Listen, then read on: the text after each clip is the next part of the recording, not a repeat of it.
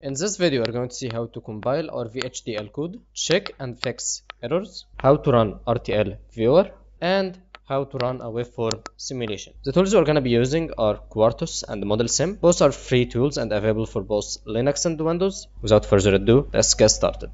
First, let's download Quartus. So Quartus Intel. I will leave a link in the description as well. Go to downloads and we are searching for the light edition. Quartz Prime Right. Download, accept. Once done, we need to run it. And here select the tools you need. So I think I will need Quartz Programmer, and I think that's it. Let's download and wait for it to be done. Okay, it's finally done. Let's open Quartus. And there we go. We can now start writing VHDL. Let's start by creating a project. So head to File, New Project Wizard. Next, here it's asking you to put your working directory to store your project. If you left it as a default, it will give an error, as this location is not, like, you don't have a right modifier on it, it's read only, so you must change it. So let's change it. I will put it here. I'll make a new folder for my AndGate project.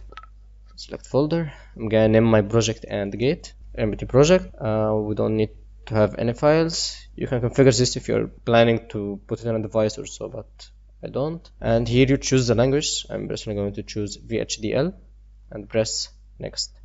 Okay, here we have our project. Now we just need to create a file, so we can go here or press Ctrl N and add a VHDL file. And now we can start writing some VHDL. So I got some code ready. This is a simple AND gate, just takes input A and B and sets Y to be A and B. Now we can save with Ctrl S. Make sure it is in the same project directory. If you try to save it anywhere else, like here, it will give an error. So ensure it is just stored in the same project directory.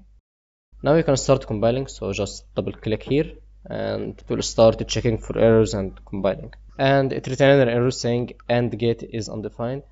The thing is, you must have an entity named the exact same thing as your project. So I can't just name it like this. So I need to rename it to AND gate and name here to AND gate and gate. Now we can try again. So double click here and it's done. We got no errors and it's done compiling. Also, it's worth noting, if you want to just check for errors without compiling, you can double click here. Okay, and that was how to compile and check for errors. In order to create an RTL schematic, you just head to tools and go to netlist viewers, RTL viewer. Here you go, A and B. Here's our AND gate and the output is Y. Now for the waveform view, you just need to create a new file or press Ctrl N, scroll down and go for University Program VWF. The first thing we need to do is to load our variables or nodes here. So right click, insert node or bus, node finder. We need to specify where we are searching. So press here and we're searching in AND gate. List all the nodes there.